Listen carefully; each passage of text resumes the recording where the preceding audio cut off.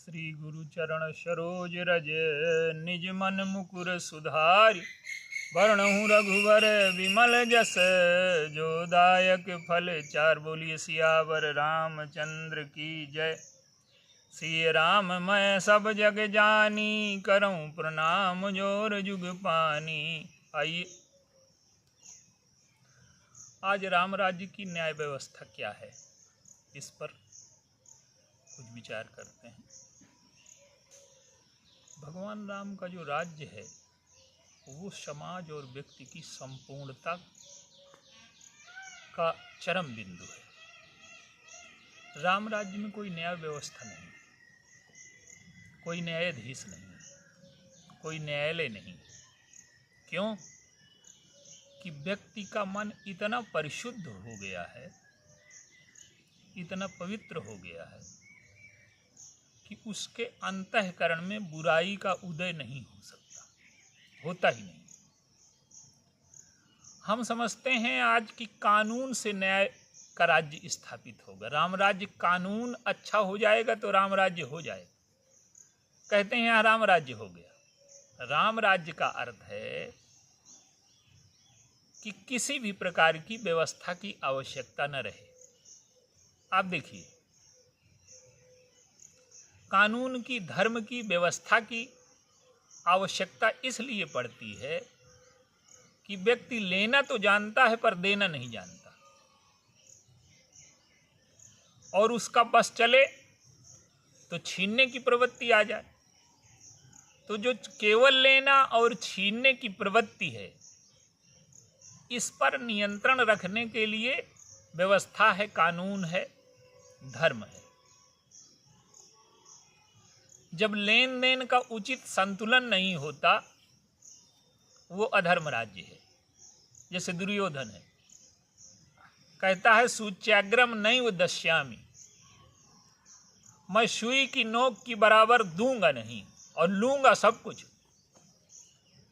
तो जब हम केवल लेने में उतारू हो जाते हैं और देना बंद कर देते हैं, ये अधर्म का राज्य है। जैसे रावण है, रावण छीनने पर उतर आता है। जो हमें प्रिय है उसे छीन लेंगे, जो अप्रिय है उसे नष्ट कर देंगे। तो अधर्म से ऊपर धर्म और धर्म से ऊपर प्रेम। राम राज्य धर्म राज्य नहीं है, राम राज्य प्रेम राज्य है। और प्रेम का अर्थ है कि जहां केवल देना ही देना है,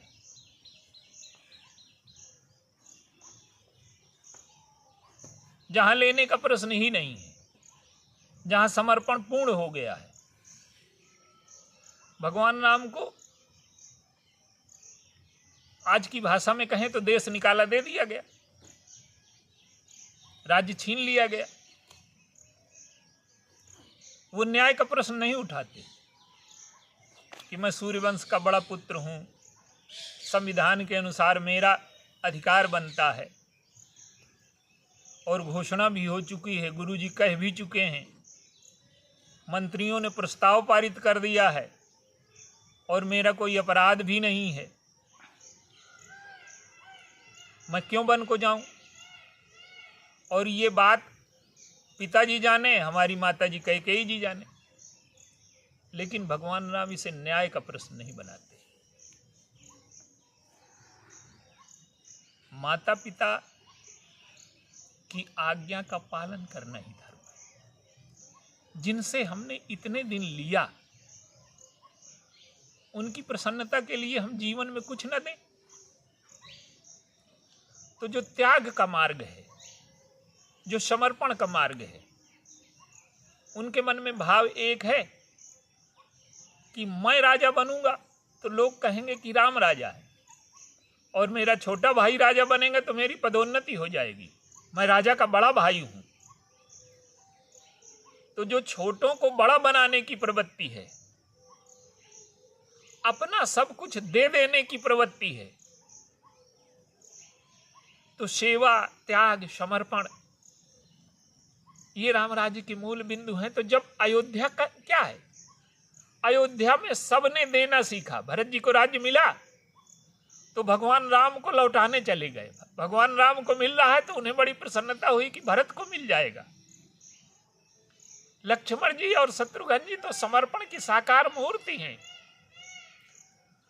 तो जब सुख में हम केवल सुख लेना चाहें और सुख के बंटवारे को प्रस्तुत ना हो तो संघर्ष होता है। केवल लेना चाहें, देना बंद कर दें तो संघर्ष होता है। तो राम राज्य का जो अर्थ है, राम राज्य में, अयोध्या में जब व्यक्ति देने पर उतर आता है, हम कहीं रास्ते में जा रहे हैं और कोई व्यक्ति, किसी का एक्सीडेंट हो गया तो हम उसको उठा करके ले जाते हैं, अस्पताल में भर्ती कराते हैं, उसकी सेवा करते हैं, अपनी जेब से पैसा लगा देते हैं। ये क्या है? ये देने की प्रवृत्ति है। हमारे अंदर देने की प्रवृत्ति है तो, पर हम अपने और परायों में लेने देने के विभाजन को करते हैं। अपनों को देना चाहते हैं, परायों को देना नहीं चाहते। और राम राज्य का अर्थ है कि जब अयोध्या से लेकर के लंका तक सब देना सीख गए। आप देखिए, मनुष्यों ने तो देना, निषाद राज कहते हैं कि देव धरन धन धाम तुम्हारा, मैं जनु नीच सहित परिवार। सब कुछ आपका है और मैं आपकी सेवा के लिए हूं। ये विकास है हृदय का। आज हम जिसे विकास कहते हैं वो विकास नहीं है, वो छीनने की प्रक्रिया है, दूसरों को नष्ट करने की प्रक्रिया। दूसरों का सम्मान, दूसरों की पीड़ा को कोई समझता नहीं। तो निषाद राज देने पर उतर आए, और निषाद राज ही देने पर नहीं उतर आए, गीधराज भी देने पर उतर आए। सीता जी का हरण हो रहा है, वो जानते हैं कि संसार का सबसे शक्तिशाली व्यक्ति है, लेकिन वो संघर्ष करते हैं। और उनके पास कुछ नहीं तो प्राण तो है देने को, प्राण दे दिए। गीध ने प्राण दे दिए। और बंदर कौन है? वशिष्ठ जी से परिचय कराते हैं भगवान राम। गुरु वशिष्ठ कुल पूज्य हमारे, इनकी कृपा धनुजरन मारे। और बंदरों के क्या कहते हैं कि मम हित लाग जन्म इनहारे, इन्होंने मेरे लिए जीवन त्याग दिया। तो भगवान राम की जो सेना है केवल देने पर टिकी है। 1 रुपए का वेतन नहीं है, 1 पैसे का भोजन नहीं है। जो प्राण देने पर उतर आया, जो समर्पण पर उतर आया। तो जब सब व्यक्ति देना सीख जाएं, लेने, जब केवल सब देने वाले हो जाएंगे तो संतुलन हो जाएगा। तो राम राज्य में कोई न्याय व्यवस्था नहीं, केवल 2 मुकदमे हैं वहां। एक दीवानी का है, एक फौजदारी का है। फौजदारी का है कुत्ते और ब्राह्मण के बीच। ब्राह्मण ने छड़ी मार दी तो भगवान राम कहते हैं कि अब न्याय तुम ही कर दो। तो कुत्ते ने कहा कि इन्हें कालिंजर का महंत बना दिया जाए, क्यों इनकी वृत्ति में स्थिरता नहीं है, दृढ़ता नहीं है, नियंत्रण नहीं है। और ये जब दक्षिणा का धन पाएंगे तो इसका दुरुपयोग करेंगे और मेरे जैसे कुत्ते की योनि पाएंगे। तो राम राज्य में न्याय व्यवस्था एक कुत्ते के हाथ में है। और जब गीध और उल्लू का झगड़ा हुआ, ये दीवानी का मुकदमा है, तो वहां भी न्यायालय नहीं, उन्हीं से न्याय पूछा गया। तो जब केवल हम देना सीख जाते हैं या लेने देने में संतुलन आ जाता है तो न्यायालय की आवश्यकता नहीं रहती। तो राम राज्य में कोई न्यायालय नहीं है, कोई कानून व्यवस्था नहीं है, क्योंकि कानून और व्यवस्था की आवश्यकता तो तभी पड़ती है जब हमारा मन अनियंत्रित हो जाए, अपनी सीमा को पार कर जाए, मर्यादा को भूल जाए। तो इसीलिए राम राज्य की सबसे बड़ी विशेषता क्या है? न्यायालय नहीं है वहाँ। और गोस्वामी जी ने लिखा कि सब नर करहि परस्पर प्रीति और चलहि स्वधर्म निरत श्रुति नीति। तो जहाँ प्रीति पहले है और धर्म बाद में है, वहाँ न्याय की आवश्यकता नहीं पड़ेगी। तो राम राज्य में प्रीति पहले है, धर्म तो बाद में है। अपने धर्म का पालन करना है, लेकिन पहले प्रीति है। और प्रीति का जो अर्थ है वो कबीरदास जी ने बताया कि कबीरा यह घर प्रेम का, खाला का घर नाहि, और शीश उतारे भूमि धरे, तब प्रविशय यही माय। जब सब कुछ देने की सामर्थ्य आ जाती है उसी को प्रेम कहते हैं। और राम राज्य में सब लोग देना सीख गए हैं। कौशल्याम्बा ने अपने पुत्र को दे दिया, सुमित्रा अम्मा ने अपने दोनों पुत्रों को दे दिया। कैकेयी अवश्य संघर्ष करती हैं, लेकिन उनके पुत्र जो है वो समर्पण के साक्षात रूप हैं।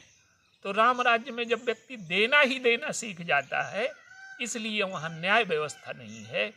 और जहाँ व्यवस्था की आवश्यकता है वहाँ धर्म है, और जहाँ व्यवस्था की आवश्यकता समाप्त हो जाए वो प्रेम है। और यही राम राज्य है। बोलिए सियावर।